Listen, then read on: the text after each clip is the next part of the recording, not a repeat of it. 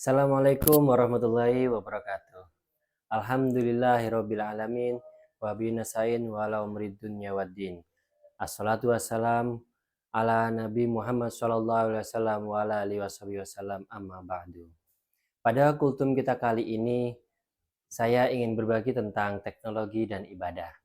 Sebagaimana kita ketahui bahwa yang namanya teknologi itu ada di sekitar kita. Dia ada karena dibutuhkan dan dia ada untuk membantu kita dalam melakukan kehidupan sehari-hari.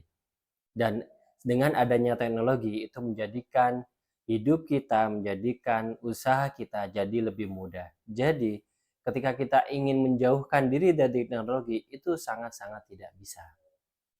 Nah, dalam penggunaan teknologi ini kita juga bisa menggunakannya untuk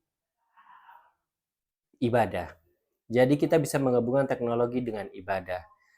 Saya ingin mengutip kisah menarik tentang teknologi yang pernah digunakan oleh salah satu sunan di Jawa ini, yaitu tongkat yang dipakai oleh Sunan Bonang dalam mengajarkan tentang apa itu, mengantarkan tentang apa itu nilai-nilai Islam terhadap Sunan Kalijogo.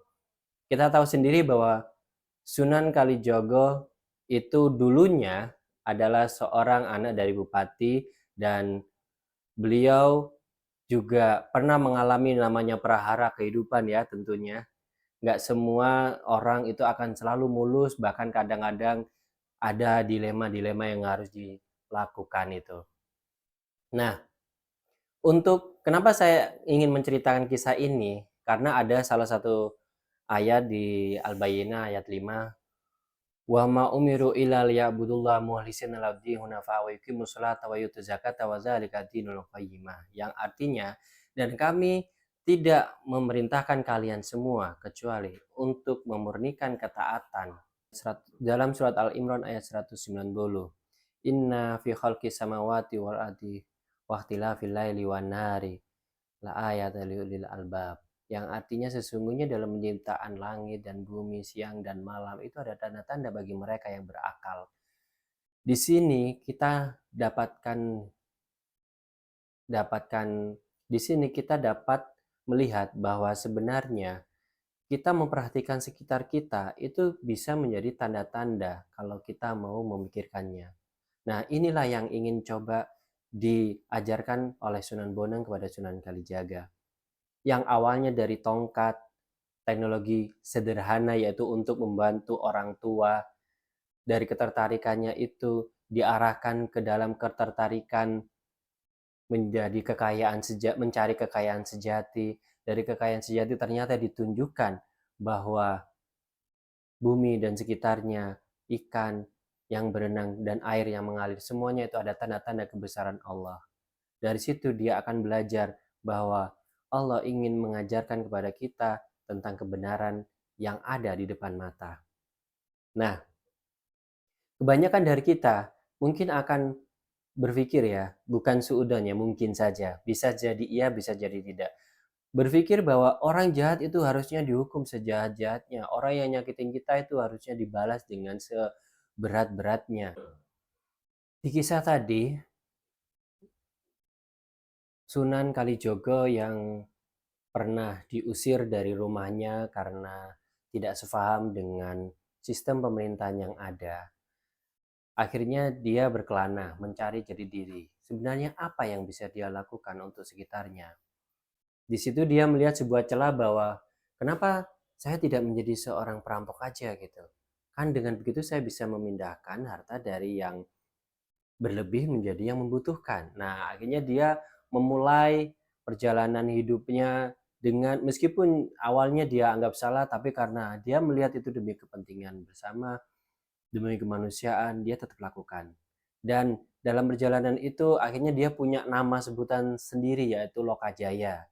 Saking ditakutinya di daerah situ. Nah, dalam perjalanan itu dia bertemu dengan Sunan Bonang. Dia melihat bahwa ketika berjalan Sunan Bonang menggunakan tongkat dan dari kejauhan seolah-olah tongkat itu dari emas. Akhirnya dia pun mendekati karena keinginan untuk mengambil tongkat tadi. Dia dekati. Tapi begitu sudah dekat, dia nampak bimbang. Oh, ternyata yang pakai tongkat itu orang tua. Apa yang harus dilakukan? Kalau diambil dia nggak bisa berjalan nanti si orang tua tadi. Tapi kalau nggak diambil itu sangat mubazir sekali. Nah, ketika ragu-ragu itu akhirnya Sunan Bonang melihat pada pemuda tadi, si Lokajaya tadi dan bertanya, "Wahai pemuda, sebenarnya masih ada kekayaan sejati dan kekayaan sejati itu bukan seperti yang kau lihat." Hah? Kok bisa gitu? Karena penasaran, awalnya dia penasaran dengan tongkat dan sekarang dia penasaran dengan kekayaan sejati yang seperti apa yang dimaksud. Akhirnya dia bertanya kepada Sunan Bonang, "Sudikah kau menunjukkan kepadaku di mana kekayaan sejati itu berada?" Akhirnya Sunan Bonang tahu bahwa untuk mengajarkan untuk mengajarkan ketaatan yang murni, dia tidak bisa membawa Sunan Kalijogo si Lokajaya tadi ke masjid atau ke tempat diskusi yang umum. Akhirnya dia membawa si Lokajaya ke pinggir sungai. Dan di pinggir sungai itu dia memerintahkan kepada si Lokajaya untuk bersabar. Tunggu di sini. Karena Sunan Bonang tahu dalam Al-Baqarah ayat 153 Innallaha ma'as-sabirin yang mengatakan bahwa Allah akan bersabar. Allah akan bersama dengan orang-orang yang sabar. Nah, di situ dia menyuruh Sunan Kalijogo untuk menunggu dan memperhatikan. Tunggu di sini dan perhatikan, bersabarlah dalam prosesnya, karena kebenaran akan terbuka kalau kamu mau bersabar. Amati sekitarnya, amati bagaimana air mengalir, bagaimana ikan hidup, bagaimana si harimau menerkam mangsanya. Amati sekitarnya dan pastikan kamu mendapatkan kebenaran yang kamu cari, jawaban yang kamu cari dari pengamatan itu. Akhirnya dia tinggal. Nah, dalam prosesnya itu nggak sadar dan nggak terasa bahwa proses berjalan selama 3 tahun lamanya. Bahkan orang-orang di sekitarnya itu tidak tahu gimana caranya bisa bertahan sampai selama itu. Nah, alasan alasan si Sunan Bonang meninggalkan Sunan Kalijogo di situ di sungai itu dengan perintah untuk mengamati sekitarnya. Karena dia sadar bahwa yang namanya spiritual, perjalanan spiritual yang tidak didasari oleh cinta itu hanya akan menjadi beban hidup semata. Jadi dia perjalanannya hanya akan menjadi sekedar menggugurkan kewajiban. Jadi bukan itu yang diinginkan. Untuk bisa mempelajari kebenaran dia harus mengamati dan mendekatkan diri kepada yang Maha Kuasa. Nabi juga pernah bersabda, "Innallaha azza wa jalla yumli lil zalimi." Yang artinya sesungguhnya Allah azza wa jalla itu menahan terhadap orang-orang yang zalim. Artinya apa? Bahwa semua kejahatan itu tidak semerta-merta langsung dihukum di dunia. Bayangkan aja, jika Sunan Kalijaga dalam perjalanan hidupnya dihukum saat itu juga, maka tidak akan pernah ada Sunan Kalijaga yang kita kenal sekarang ini.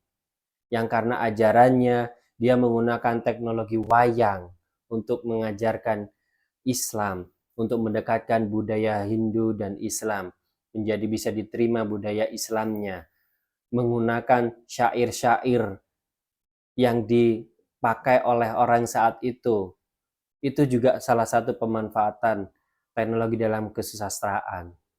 Itu tidak akan kita kenal jika saja kita berpikir, jika saja pikiran orang jahat harus dihukum saat itu. Mari kita serahkan semua itu, hukuman itu, keadilan itu pada Allah Subhanahu wa Ta'ala.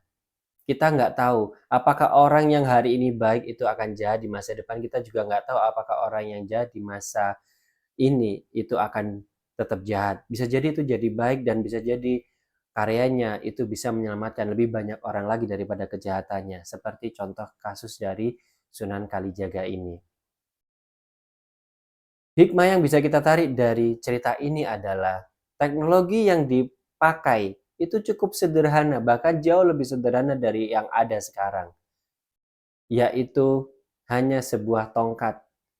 Tongkat yang seolah-olah seperti emas bagi mata Sunan Kalijogo saat itu ya.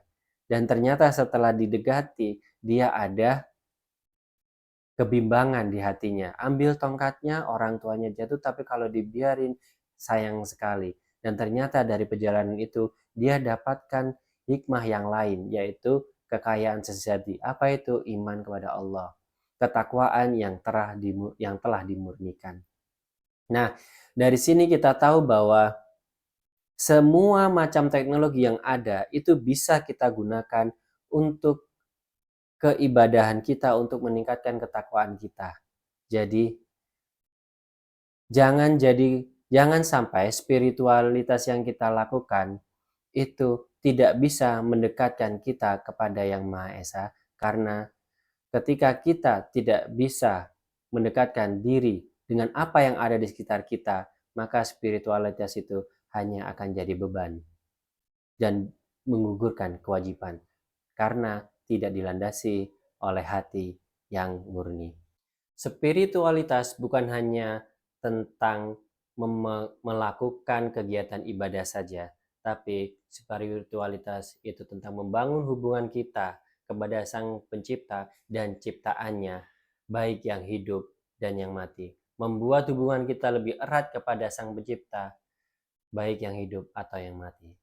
Sekian dari saya, apabila ada benarnya maka kebenaran itu dari Allah Subhanahu wa taala, dan jika ada kesalahan maka kesalahan itu murni dari saya. Assalamualaikum.